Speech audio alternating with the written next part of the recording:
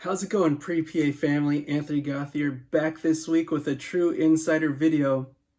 Have you ever wondered what it's like for a person writing your letter of recommendation? What does CASPA look like from their side? What kind of emails do they receive? What questions do they have to answer about you prior to submitting their letter of recommendation?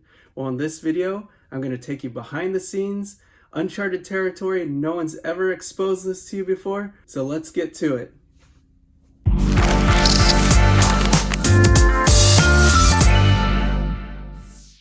Now, this is the second part. My prior video, hopefully you've checked out already. The link is in the description below, or you could click this, how to find a PA to write your letter of recommendation. My insight and recommendations on how you can go about finding the people to write the letters of rec that you need to be successful on applying to PA school. Now let's get to it. Now I'm really excited to show you behind the scenes what it looks like from a reviewer's point of view on how they receive the email, what things they fill out, and how they submit their letter of rec. Really exciting because it's important for you guys to know in case the person you've asked to write your letter of rec has any questions or issues, you can help them out as best to your ability.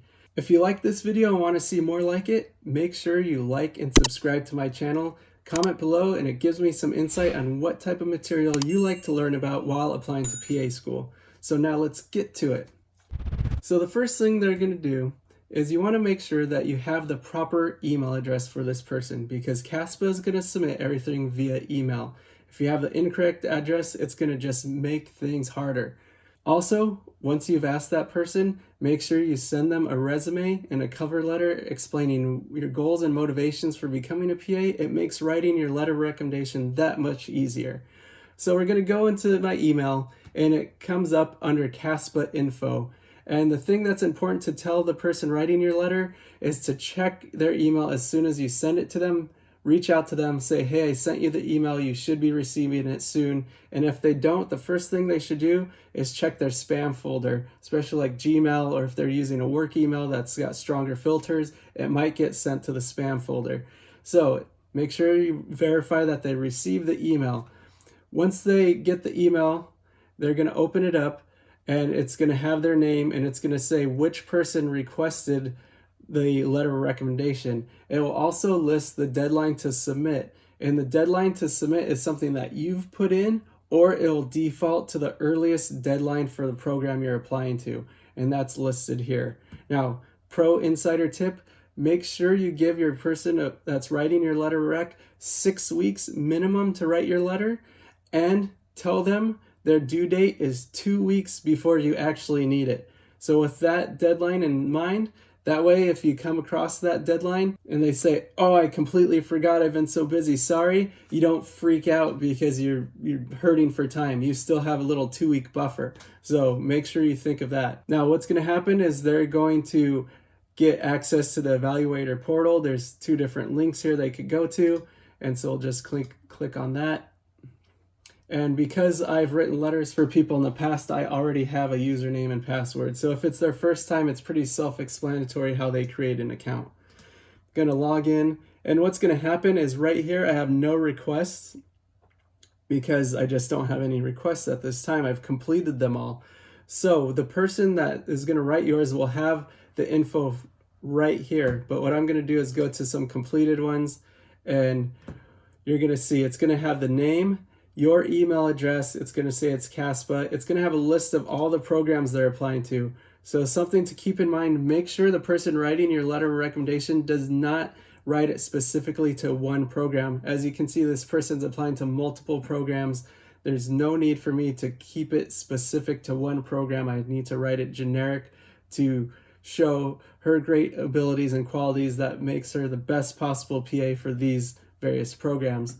Now it's going to have the date that it was requested. That's the date that you requested it and they received the initial email. And then the requested by is the due date that they're hoping to have the letter of rec from you submitted into CASPA. So keep that in mind. Also, in terms of access, there's waived and non-waived rights. And that just basically means that if they waive their right, you are going to submit this and they will not see it.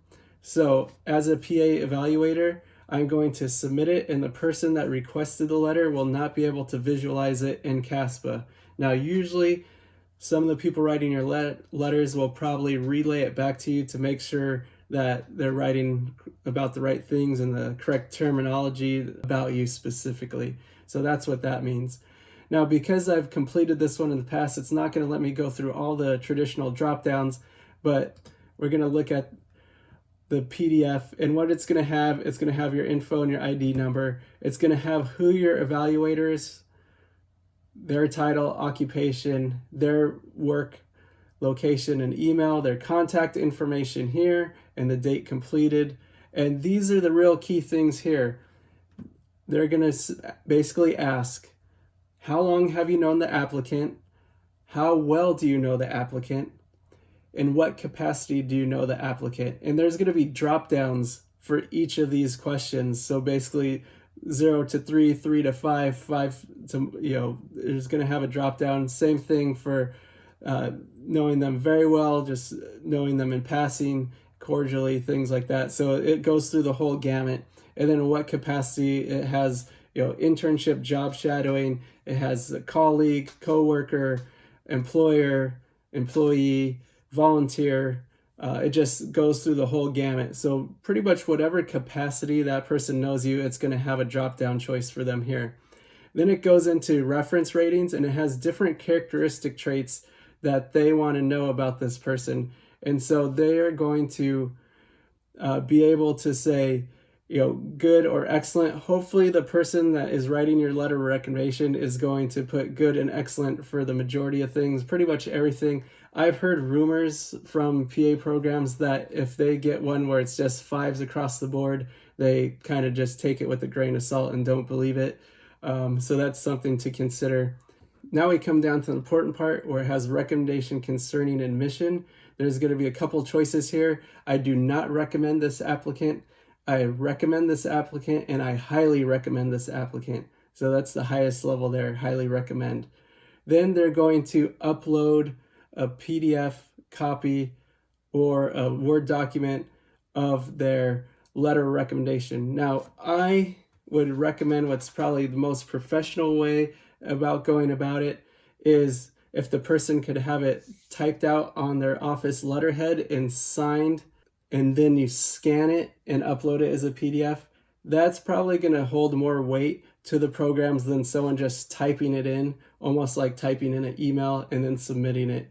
A great letter is going to be a great letter no matter, but I feel that it just looks a little more professional and classy when you have it on the letterhead and it's a signature and it's scanned and uploaded. So that's what it looks like.